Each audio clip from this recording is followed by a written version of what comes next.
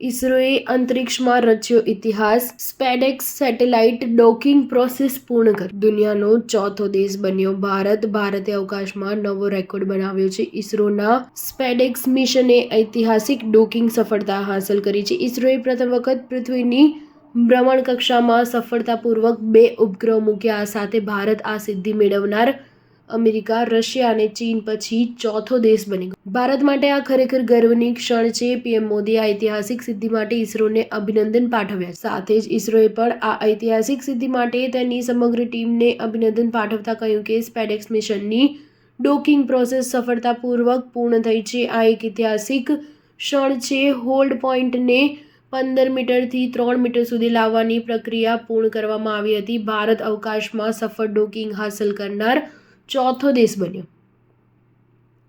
12 જાન્યુઆરી રવિવારના રોજ બંને સ્પેડેક્સ ઉપગ્રહો ચેઝર અને ટાર્ગેટ એકબીજાની ખૂબ નજીક આવ્યા હતા. બંને ઉપગ્રહોને પહેલા 15 મીટર અને પછી 3 મીટર નજીક લાવવામાં આવ્યા હતા.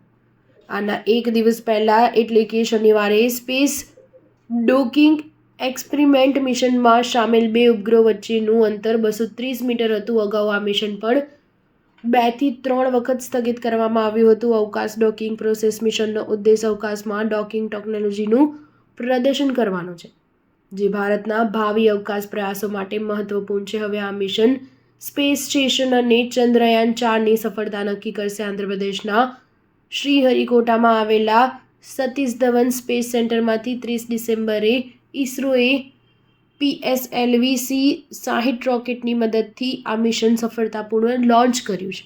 ડોકિંગમાં 2 ઝડપી ગતિશીલ અવકાશયાનને એક જ ભ્રમણકક્ષામાં લાવવાનો સમાવેશ થાય છે. પછી ધીમે ધીમે તેમને નજીક લાવવામાં આવે છે અને અંતે તેમને એક સાથે જોડવામાં આવશે. ભારે અવકાશયાનની જરૂર હોય તેવા મિશનને પૂર્ણ કરવા માટે આ ક્ષમતા આવશ્યક છે. અવકાશયાન જે એક જ પ્રક્ષેપણ વાહન દ્વારા અવકાશમાં લોન્ચ કરી શકાતું નથી. સ્ટાર ન્યૂઝ 7 હંમેશા સચ્ચાઈની સાથે.